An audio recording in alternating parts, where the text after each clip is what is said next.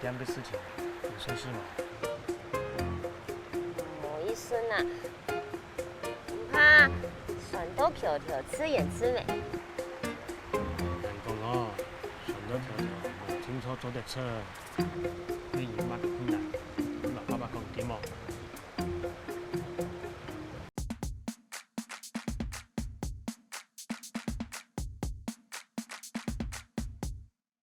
一出戏出千管千嘅就是 loser。loser 一只主题主要係啲講嘎嘎同娜娜。唔過對嘎嘎同娜娜來講 ，loser 到底係乜嘅意義咧？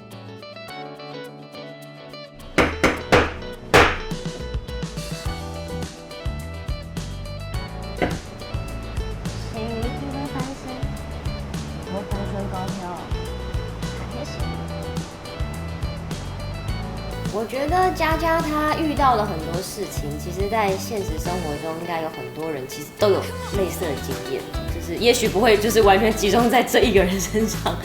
但是因为我做行脚节目，访问过很多很耿直、善良的人，他们就是默默的做好自己的事，但是人生中难免就是会有一些不如意啊，然后可能因为善良而容易被欺负啊、被骗啊，或者是太容易相信别人等等的。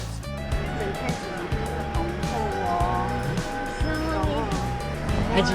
到时限你种2条票哦。一天呢？条本价格，老朋友讲一下。好了好了，是这样是这样。拜托拜托。对演导来讲，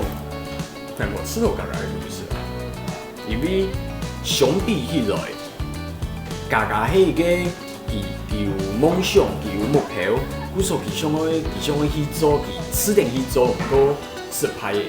对我认为而言，哪点都会吃的。模型那是比较辛苦的，因为伊迄个种想要做的事情去做的一周，他连去尝试的机会感都没有，或者是他不敢。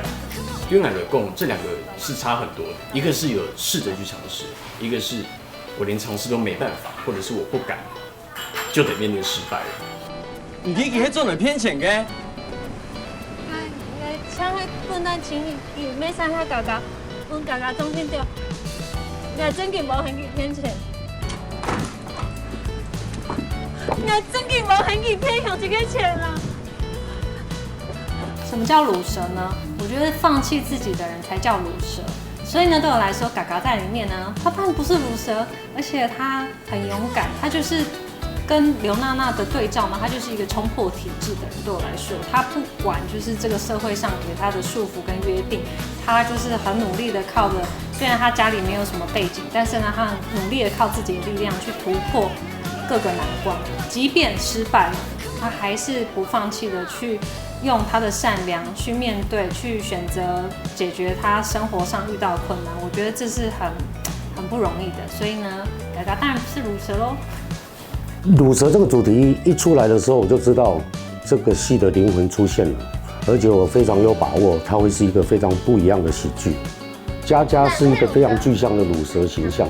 然后她处处碰壁，但是最重要的是，她还是保持着善良的意念，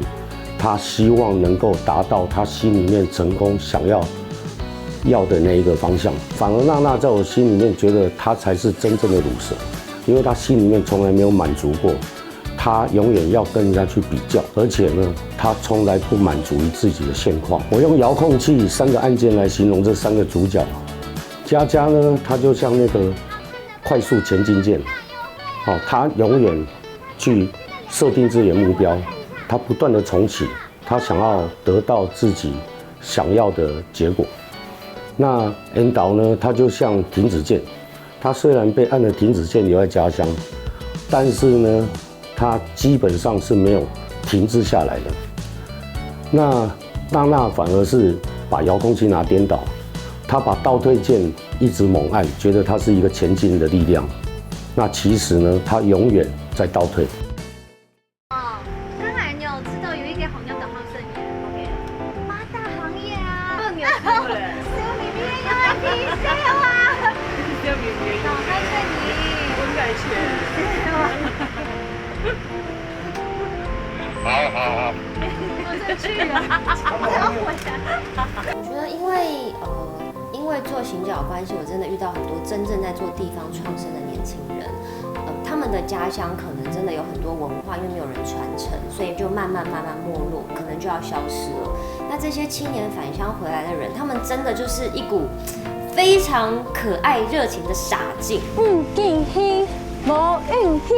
本应风气。我也拜，人要清楚诶，为到重新开始我的人生，为到证明俺配乳蛇，熬下来献礼重。他们其实并没有想说这件事情可不可以完全成功，或者是他一定要做到什么样的高度，但他就是这样子做。他觉得在这段时间，他如果不回他的家乡，然后保留这一些他们觉得很重要的一些故事的话，这些东西就没了，那他们的根就不见了。所以其实我遇到的这些人，他们的特质就是非常勇敢、非常质朴、非常坚持。他们也没有什么远大的抱负，可是他们会有很踏实的计划，就是一步的慢慢来，其实很像我们的主题曲，就是一步一步向前行，这就是他们的精神。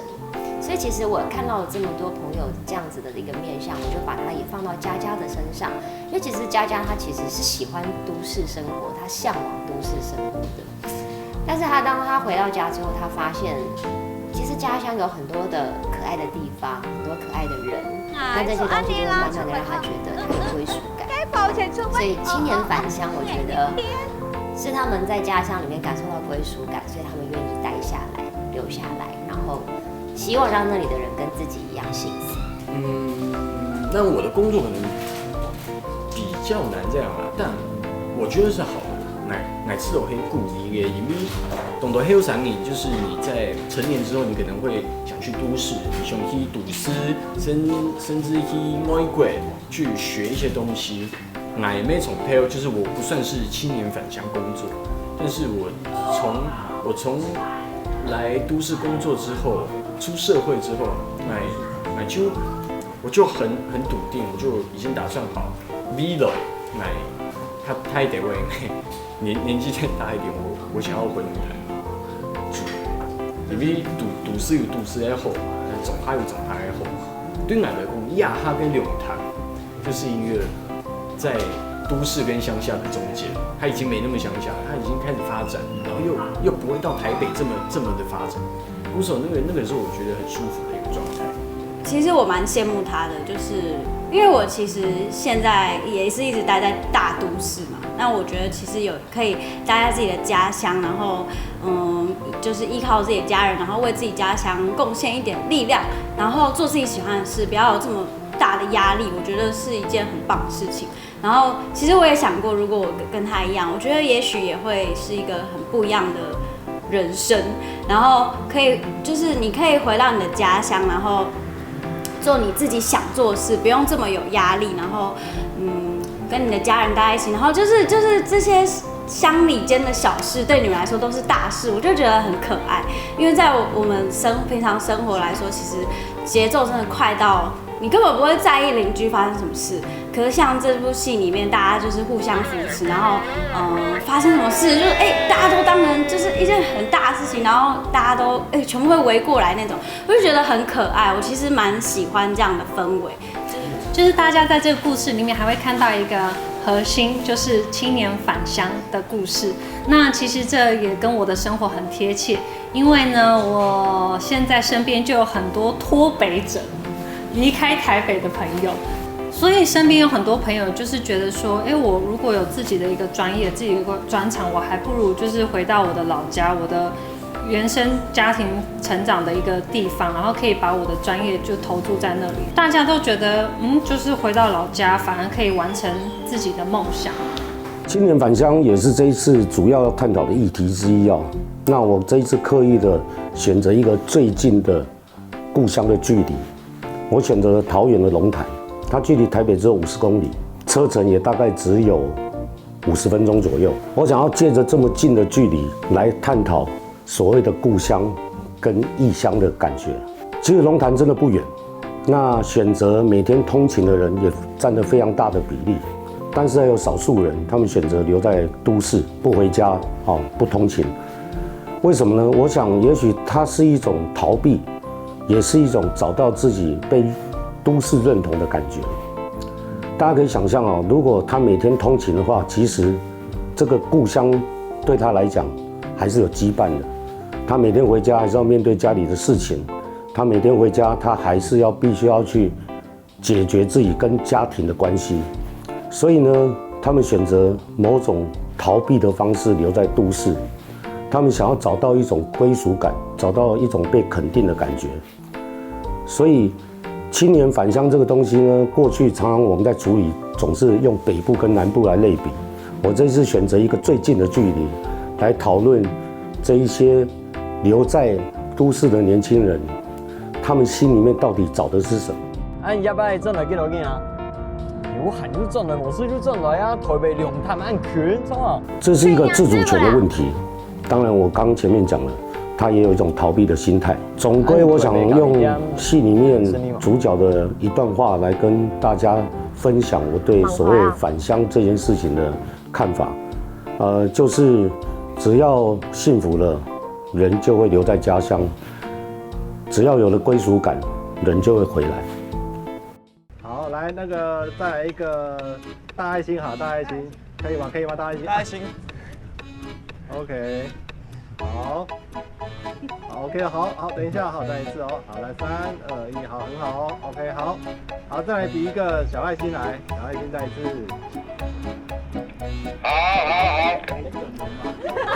应该是算在灵潭街的场景，因为灵潭街算是我们摆摊的地方嘛，所以就是我们有很多戏都在那边。因为其实我跟桃园没有很熟，然后我其实也没怎么去过龙潭。但是我觉得我们这次去很多很高的地方，就是因为龙潭本来就偏高嘛，然后我们又去一些蛮高的地方，然后其实看了好多夜景，就是想说，因为在台北其实不容易看到夜景，可是在龙潭感觉就是随处都看得到夜景因为我们去超多场景，每个地方都看得到夜景，然后就很美很美。然后还有一个地方我印象很深刻，就是那个龙潭大池，我想说，哇，竟然在龙潭就开一开，突然就出现一个这么壮阔的地方，然后我就想说，其实龙潭也蛮好，就虽然就是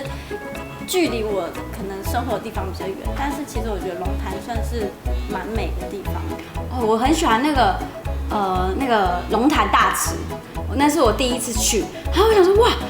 桃园龙潭有这种地方，因为其实我平常也不太去龙潭但是这次就是走遍了龙潭。我觉得龙潭就是蛮自然风光，然后其实它是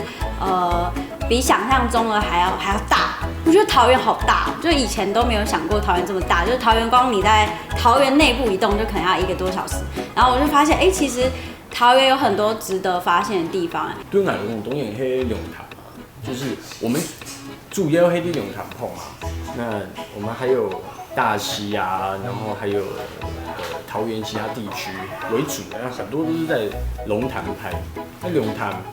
因为买吃到龙潭算是一个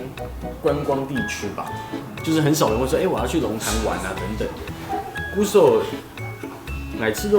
亚拜第一起来礼拜都有酷到同到龙潭东奖的所在。像如果你不怕冷的话，你也可以去那种洗车场，它可以看夜景，龙潭可以看到101耶，然后又有氛围，那边有一点雾，然后里面可以喝咖啡啊等等的。还有新讲的就是龙潭大池，龙潭大池就我们有不管是白天或者是晚上的戏，那边有灯光啊，然后还蛮浪漫的，我觉得就是看着龙潭大池，你可能另外一半、另外2半都可以带去。对，龙潭很美，真的很美。里面来穷西，甚至我在很小的时候，其实家里是住在大池对面的，我妈妈、爸妈在那边做生意，所以我以前是每天看龙潭大池，根本我不觉得漂亮，我每天看我都看得都烦了。能够亚拜买东给我转机，然后这是真的认真的看着龙潭大池，真的很美，不一样。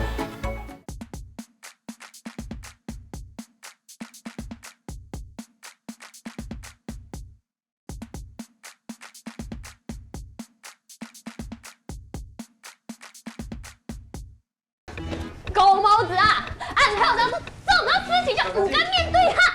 毛，按黑我早就揍你这丢秃子！让他打，让他打，打死也没关系，打！这么干啊你！你要我生啊！你要我生我啦！差不多死了吧？其实这个故事酝酿蛮久的了，所以其实我一直都知道，就是有一个即将要写里长的故事的一个剧本，然后等于是从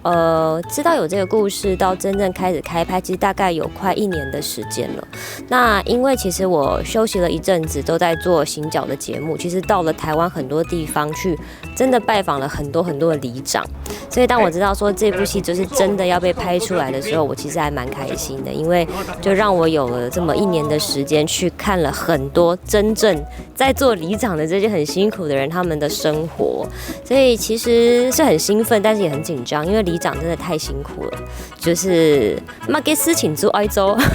对，大逆周立周给，所以其实那时候在看本的时候说哇，一下子要抓狗，一下子要清水沟，一下子要去就是用机车去帮忙推车什么，就是很多我平常在生活中并不会做的事情，在佳佳这个角色中，他全部都体验到了，所以我觉得为民服务是真的很需要热忱。各位记者、媒体朋友，大家好，大家午安。今日确定平日本土有23例，也是今年度以下最多的一摆。境外落来的今日有45例，29例是16比样期以下比样期呢床床嘅红病出采检的有29例，另外16例是居家检疫采检出来嘅确诊。因为疫情嘅关系，为了演员、工作人员嘅安全，伫前置嘅时间，就做好防护措施咧。伫开始扑过后，是喊卡生意来扑。影响很大，但我觉得我就算运气都好，因为戏底杯生意戏底杯就黑，整个段落都是有疫情在这个剧情里面。可能我们到很多那种需要很多乡亲啊，或者是在龙潭给路轰，那会有很多路人或者是市场，那我们可能就一定得佩戴口罩，不管是为了拍摄安全，或者是为了其他人。所以我们在戏里面，带做 M 也跟事情黑亲合理的，那其实就算运气很好，如果我们戏里面没有这个疫情的这个阶段的话，那我们就真的很尴尬了。鼓手大家都很黑，虽然讲迄扑戏嘛，大家都上迄老，伊出好嘅戏剧扑好，不过很嘅希望所有嘅不管係演员啊，还是工作人员啊，还是附近的乡亲都可以很安全。我觉得那时候其实自己也是很紧张，我相信剧组也是，就是有一些拍摄的情况必须要保护大家的安全，所以必须要有一些妥协。可能也是第一次拍摄的时候，它可以跟现实生活中这么贴切，所以我觉得那时候对演员的帮助也是蛮大的，因为你就在那个情况之下，而且真的就是因为我们拍戏的时候都是从台北到桃园这样两边跑，那时候搭客运啊或什么都会就会真的会蛮紧张的，比较担心的是怕戏会没有办法拍下去。对，我那时候只是想说希望可以安全的拍完，所以我每天都有祷告，希望大家可以平安这样。对，我希望那时候其实真的是蛮紧张，就很怕说，会不会拍到一半就大家就不能再拍下去了，对啊。我觉得大家真的是革命情感因为我们在拍摄的时期刚好疫情爆发，然后我们又是在龙潭桃园那一带拍摄，所以每一个工作人员的那个螺丝都要上得非常紧，就是防疫啊，在所有的那些规范下，还要再把这些就是进度不可以落后，所以大家其实精神压力都蛮紧绷的。可是加上我们的剧情里面又真的有探讨到疫情，所以那一个共鸣是非常大的。我第一次这样子戴着口罩在拍戏的时候，我有一度觉得我其实不是在拍戏，因为每天看新闻看到的画面跟我就是早上在拍戏的画面是一样的，筛检啊，就是防护衣啊、救人啊什么的，所以我相信这样子的一个剧情，在观众在看的时候会非常有感，然后在过程中大家真的都非常非常的辛苦，就是我觉得戳鼻孔这些大家就是都是觉得习以为常的一个日常了。就是要戴口罩而已啦，然后每天要做核酸，做最快筛，就是每个礼拜都要一直筛。然后我其实从来没想过可以边拍戏边戴口罩，但是因为我们这个剧它是符合，就它就是在讲疫情的故事，所以它势必一定是有戴口罩的戏，所以这算是我一个蛮特别的体验。船到桥头自然直，你会觉得理所当然，好像只是一个口号。那其实听久了会有点疲乏，就好像有时候你遇到什么事情，别人说啊不会啦，加油加油，你会觉得我的油都已经加满，都要爆冲了，为什么你还要给我加油？我不够加油吗？就是会难免会有这样的感觉。但船到桥头不会直，我觉得它是一种负得正的乐观。鼓手俺来推底线，底手无法好讲咧。好，看广告就开始。就是他很能够接受人生很多逆境，然后觉得人生中遇到很多不如意的事情，他去面对它，然后处理它之后的那一些能量，他才会变成真正的乐观。说不定你看船到桥头不会直，等到你处理完这些事情，你有那样子的一个心态之后，我们的第二步就叫做船到桥头可能会直。然后呢，再到另外一个境界之后，你就会觉得人生中没什么不如意的事情了。那个时候才是真正的船到桥头自然直。其实呢，我觉得我在拍这部戏的时候，我就觉得真的船到桥头根本就不会直，就是你就是要硬，就是要咬紧牙关，就是突破就对了。但是呢，在遇见困难、伤心的时候，你怎么样去选择回应这个世界？我觉得这才是一个人很难能可贵的地方。那其实在这部戏啊，因为就是在做这个角色功课的时候，有反复看过好几次这个剧本。那我觉得我每一次都会在不同的地方有重新获得一个感动的力量。其实我有时候就会感觉到被理解，甚至呢有时候感觉到被安慰，或是呢感觉到被鼓励。然后，所以我希望大家在看这部戏的时候呢，你也可以看到你某个部分的自己。船到桥头不会直这部戏呢，它既生活，但是又荒谬；它节奏明快，但是情感又丰富。比较上来嘅，像一种不言天天感觉。哇，你家属比较上，那对土嘅多大很嘛？它非常写实，但是又带有一点魔幻的风格。最主要的是，它是一部很励志的生活喜剧。我想用这一部戏传递逐梦跟善良这两个力量。我觉得，纵使船到桥头不会直，我们也要心存善念，傻傻往前试。那我希望大家都能在自己的生活里面去找到一个属于自己追逐的梦。最重要是保持你的善良。